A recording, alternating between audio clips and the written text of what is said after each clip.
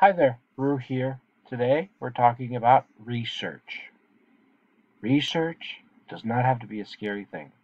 Research can actually be fun. What is the first thing that you do when you research something? Say for a paper uh, or for yourself. Well, the first thing that you do, I'll tell you the first thing that I'm guilty of doing, and that is I Google it. You Google it too?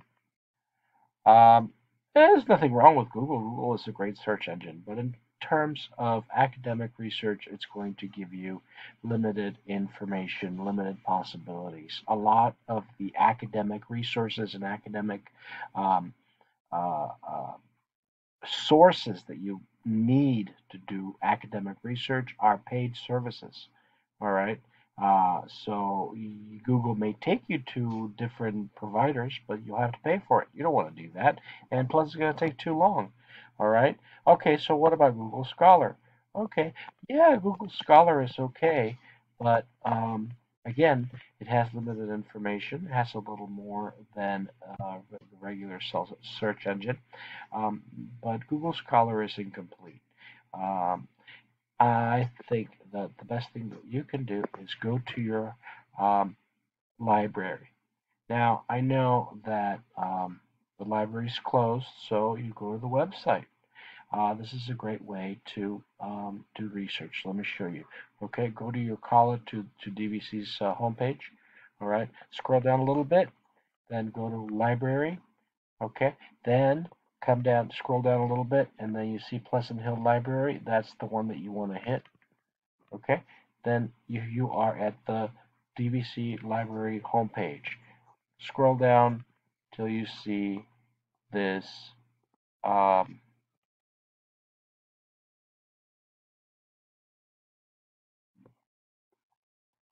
this thing right here. Okay, this is a one search engine that works just like Google. Okay, but it takes you to um, all kinds of academic sources, and it uses library databases. There are many library databases, and it takes you through a lot. So let's say that your argumentative paper has to do with something about, let's say, I don't know, I mean, let's say illegal immigration. Okay,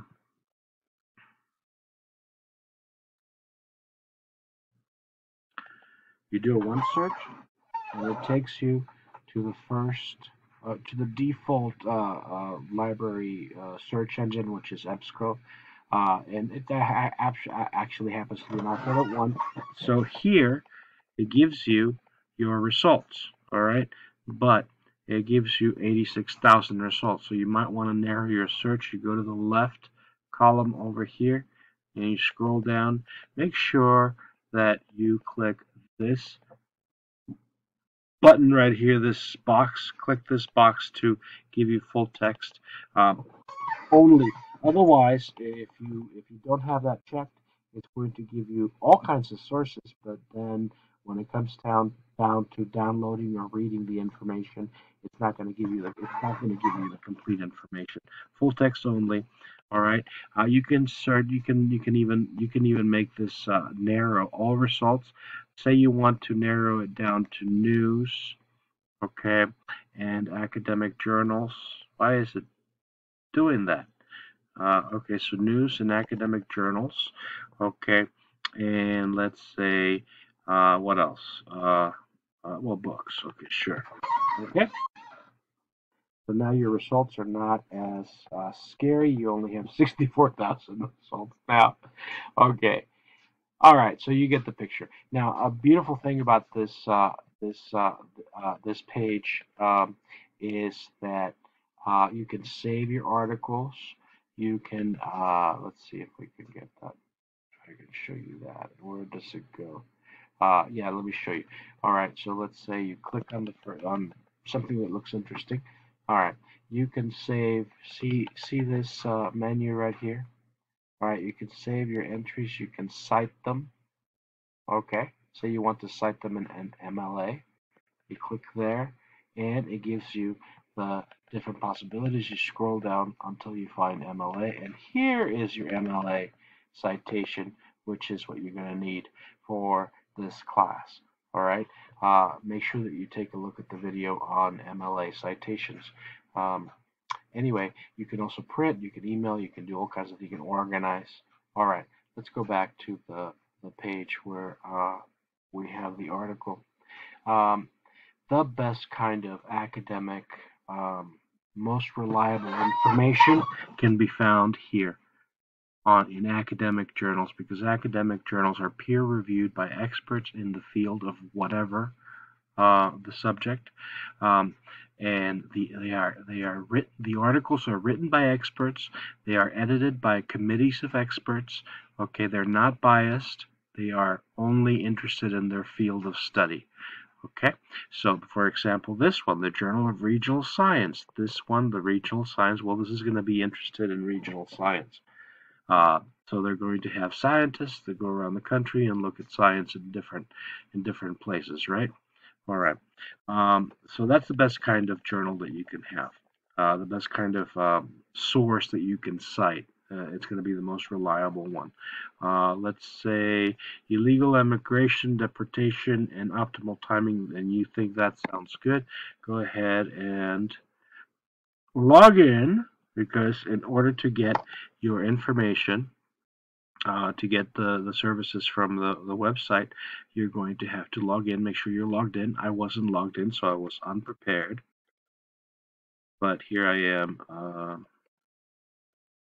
logging in, and it's a good thing that you can't see my login information. You can see my name, but you can't see my, all right, Diablo College. Okay. All right. So then you're on the details page. The description, often called abstract, is what's going to you look at that before you even open the article.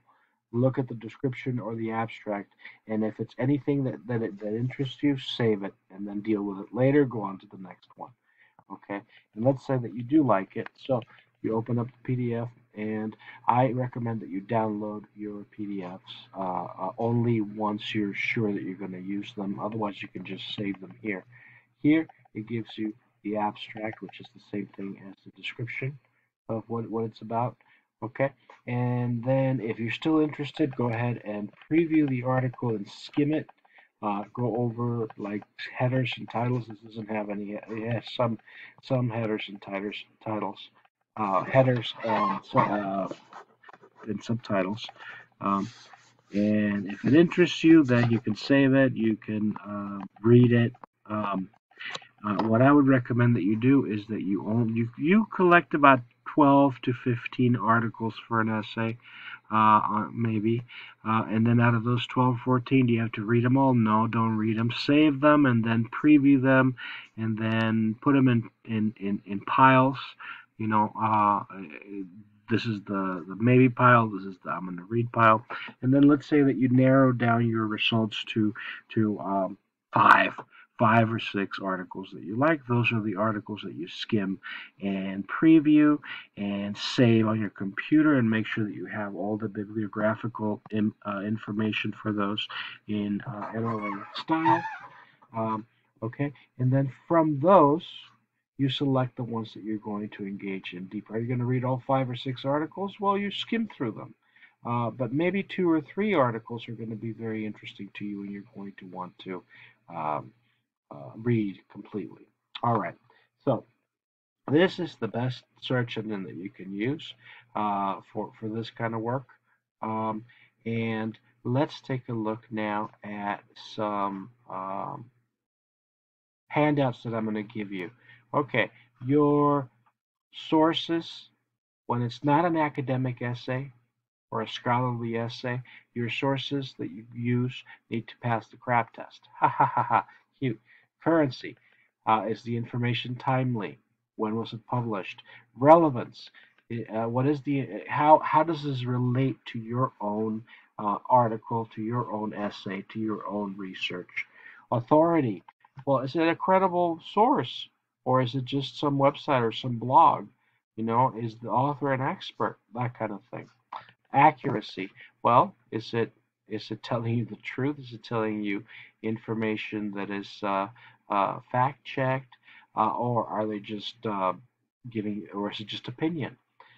Purpose. Uh, why does this information exist? Okay, is it just for entertainment? Is it for commercial purposes?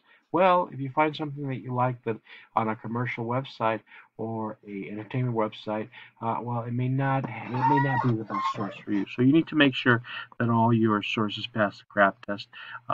You can see this handout here by Nevada State College. It gives you the breakdown here. I lost my pencil. Oh, no. There it is. There's my pen. Okay, so it gives you the breakdown. This is the kind of stuff that you're looking for. Okay, this is the kind of stuff that you want to avoid using as much as possible. Okay, then you also have uh, this handout from the University of, I think is Illinois. And I like this one because it focuses on evaluating internet sources, because I'm sure that after you do library database searches, you may decide that you need to use the Google tool after all. Okay, so this gives you guidelines on how to um, make sure that your internet sources pass the CRAP test. And if you just want a quick one-page handout, this one is from Cornell University. It's very good. It just gives you a quick breakdown of the CRAP test. All right, let's go back to the website, over here to the DVC website, and let me show you another thing. You go to the library, and let's say that you've done this. So let's say that you want to look for a specific uh, database.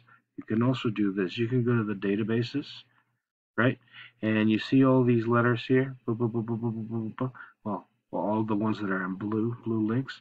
Okay, those link to uh, uh, search engines, library search engines that we pay for, that the college pays for different purposes. Okay, this is the one that is the most probably the most popular.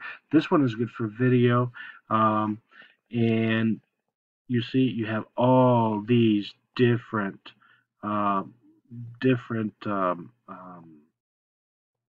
library database searches. Your essays that you do for this class, essays 3 and 4 in particular, you're going to need to have at least a few sources that come from library database searches, so get used to this idea. Okay, I hope this is helpful.